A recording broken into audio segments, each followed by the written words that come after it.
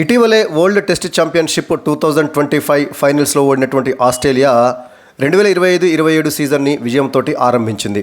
3 టెస్టుల సిరీస్లో భాగంగా వెస్టిండీస్ ఆస్ట్రేలియా జట్ల మధ్య బ్రిడ్జ్ టౌన్లోని కింగ్స్టన్ ఓవెల్ మైదానంలో జరిగిన తొలి టెస్ట్ మ్యాచ్లో ఆస్ట్రేలియా 159 పరుగుల తేడాతోటి విజయం సాధించి సిరీస్లో 1-0 తేడాతో ముందంజ వేసింది. ఈ మ్యాచ్లో టాస్ గెలిచినటువంటి ఆస్ట్రేలియా కెప్టెన్ కమిన్స్ మొదట బ్యాటింగ్ ఎంచుకున్నాడు.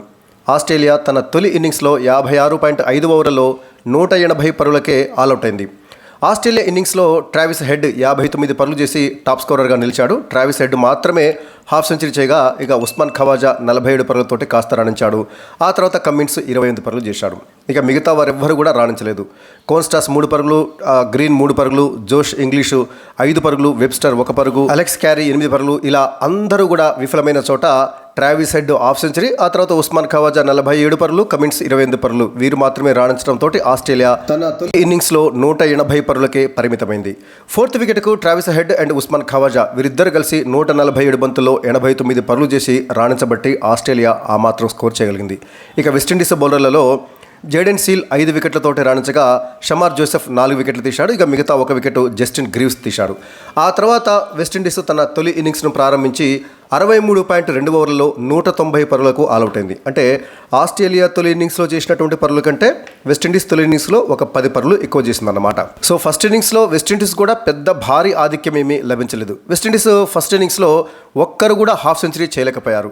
షాయ్ హోప్ 48 పరుగులతోటి టాప్ స్కోరర్గా నిలిస్తే ఇక కెప్టెన్ రోస్టన్ చేజ్ 44 పరుగులు చేయగా అల్జారీ జోసెఫ్ 23 పరుగులు, బ్రాండన్ కింగ్ 26 పరుగులు, కీసీ కర్టీ 20 పరుగులు చేశారు. ఇక అంటే వెస్టిండీస్ ఫస్ట్ ఇన్నింగ్స్లో ఒక్కరు కూడా హాఫ్ సెంచరీ చేయలేదు. షాయ్ హోప్ 48 పరుగులతోటి టాప్ స్కోరర్గా నిలిచాడు. 6th వికెట్కి Roston Chase and Shai Hope వీరిద్దరు కలిసి 138 బంతుల్లో 67 పరుగుల భాగస్వామ్యాన్ని అందించి వాళ్ళ ఇన్నింగ్స్లో హైయెస్ట్ పార్ట్నర్షిప్ను నెలకొల్పారు. ఇక ఆస్ట్రేలియా బౌలర్లు అందరూ కూడా సమిష్టిగా రాణించారు. మిచెల్ స్టార్క్ 3 వికెట్లు తీస్తే Hazlewood and Cummins and Webster ఈ ముగ్గురు తలా 2 వికెట్లు తీశారు. ఇక నాథన్ లైన్ 1 వికెట్ తీయడం జరిగింది. అంటే తొలి ఇన్నింగ్స్లో ఆ వెస్టిండీస్కి 10 పరుగుల స్వల్ప ఆధిక్యం లభించింది. ఆ తర్వాత తన సెకండ్ ఇన్నింగ్స్ను ప్రారంభించినటువంటి ఆస్ట్రేలియా 81.5 ఓవర్లలో 310 పరుగులు చేసింది. ఆస్ట్రేలియా సెకండ్ ఇన్నింగ్స్లో ముగ్గురు హాఫ్ సెంచరీ చేశారు. Alex Carey wicket keeper Alex Carey 65 పరుగులు చేస్తే 6వ స్థానంలో బ్యాటింగ్కి వచ్చినటువంటి వెబ్స్టర్ 63 పరుగులు, ట్రావిస్ హెడ్ 61 పరుగులు చేశారు. ట్రావిస్ హెడ్ ఫస్ట్ ఇన్నింగ్స్లో కూడా హాఫ్ సెంచరీ చేశాడు, 59 పరుగులు. ఇప్పుడు సెకండ్ ఇన్నింగ్స్లో 61 పరుగులతోటి రాణించాడు. ఇక 5th వికెట్కి ట్రావిస్ హెడ్ అండ్ వెబ్స్టర్ వీరిద్దరు కలిసి 169 బంతుల్లో 102 పరుగుల భాగస్వామ్యం నెలకొల్పి మరి ఆస్ట్రేలియాకు భారీ స్కోర్ను సాధించబెట్టారు. ఇక వెస్టిండీస్ బౌలర్లలో షమార్ జోసెఫ్ 5 వికెట్లు తీస్తే అల్జారీ జోసెఫ్ 2 వికెట్లు, ఆ తర్వాత Jayden Seales, Justin Greaves and Roston Chase ఈ ముగ్గురు కూడా తలా 1 వికెట్ తీయడం జరిగింది.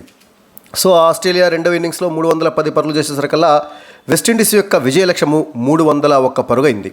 అంటే 301 పరుగు విజయ లక్ష్యంతో తన రెండవ ఇన్నింగ్స్ను ప్రారంభించినటువంటి వెస్టిండీస్ జట్టు కేవలం 141 పరుగులకే ఆల్అవుట్ అయింది. 33.4 ఓవర్లలో 141 పరుగులు మాత్రమే చేయగలిగింది వెస్టిండీస్ తన రెండవ ఇన్నింగ్స్లో.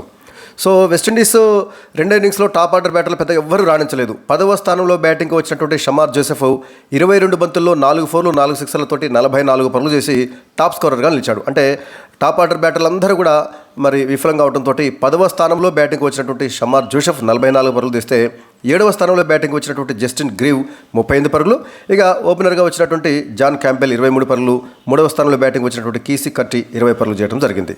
సో మొత్తంగా రెండవ ఇన్నింగ్స్లో కూడా వెస్టిండీస్ బ్యాటర్లు ఎవరూ సెంచరీ చేయలేదు.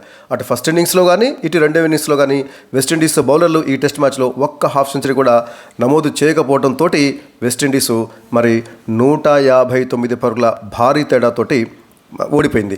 ఇక ఆస్ట్రేలియా బౌలర్ల విషయానికి వచ్చినట్లయితే జోస్ హ్యాజిల్వుడ్ 5 వికెట్లతోటి రాణిస్తే నాథన్ లైన్ 2 వికెట్లు, మిచెల్ స్టార్క్ అండ్ కమిన్స్ వీరిద్దరూ చెరో వికెట్ తీయడం జరిగింది.